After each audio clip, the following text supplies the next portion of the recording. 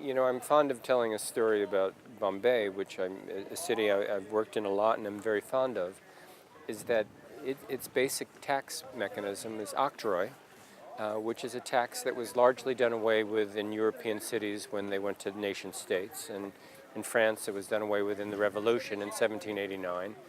The second is a property tax that has so many exceptions, it's much like the Danegeld that was used in England before a market economy existed.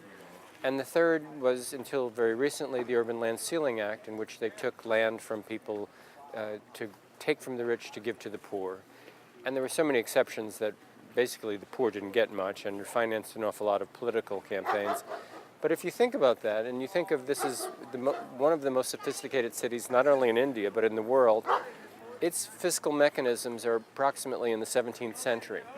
And so the sense of how do you build a capacity so that a city like that can thrive and have the public sector respond to all the capabilities that the financial sector, the theatrical sector, you name it, and it has it there, and it's embodied, the medicine, everything, writing, and the public sector is 200 years behind. And so, and on the one hand, it hasn't been empowered until recently, but now it's 20 years into constitutional amendments to empower that city.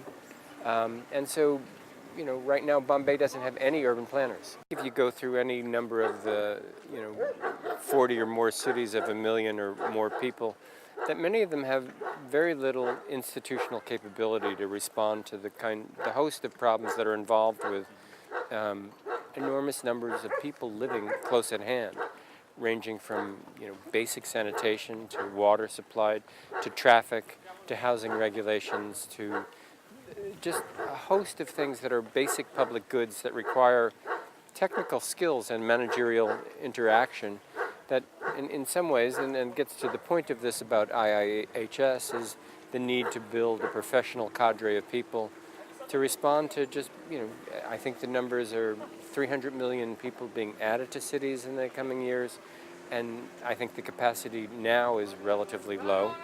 And so expanding a capacity to deal with that is quite a problem.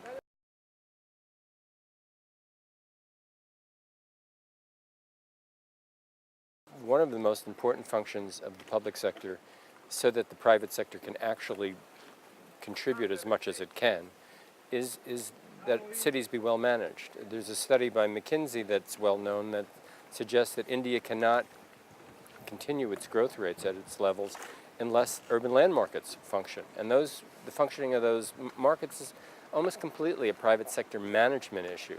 So I am certainly not one who says the public sector can do everything, but this is one of the roles that are essential. And so a well-functioning but nimble public sector is essential for the private sector to be able to contribute and to continue to contribute at rates, again, that the world has never seen before.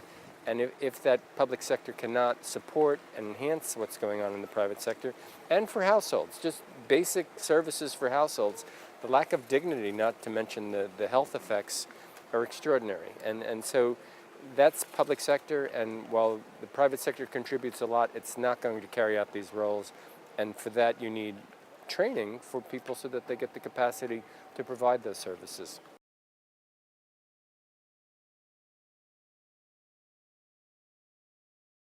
One doesn't know, but certainly the sense that these are manageable questions that people of goodwill and dedication and seriousness can deal with. And so if you don't add in a professionalization of these talents that are needed to manage these services, you're giving up and being particularly pessimistic about what can be done, particularly in light of what you observe elsewhere in the economy. And there's no reason to assume that these things can't be done well. And so in that sense, I think IIHS, particularly linking up with MIT and DPU, can draw on their talents to build skills.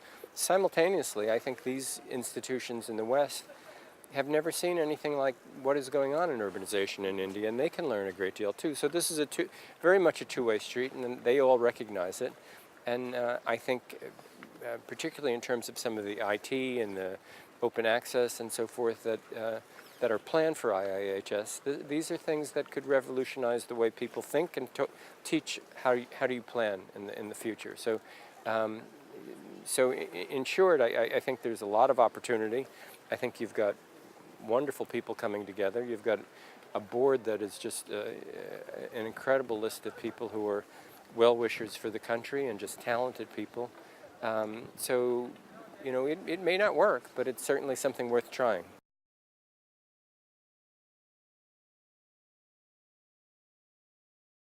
IIHS should not be a place that just trains skillful developers so that the private sector developers who are doing a lot of work in India just get more talented people faster. That what is needed is a public sector, this nimble, essential public sector to complement that. And if IIHS doesn't supply those people, it will have failed, I think. I don't think this is something to improve your private sector developers who are already doing quite well.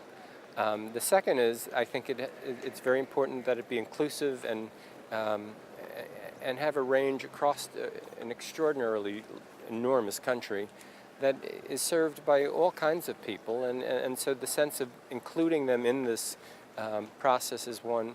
The language issues, the whole range of, I like Nandan Nilekani saying India has been split by its race and caste and religion and region, and so you need these horizontal ideas, and these horizontal ideas are to break those silos and bring people together.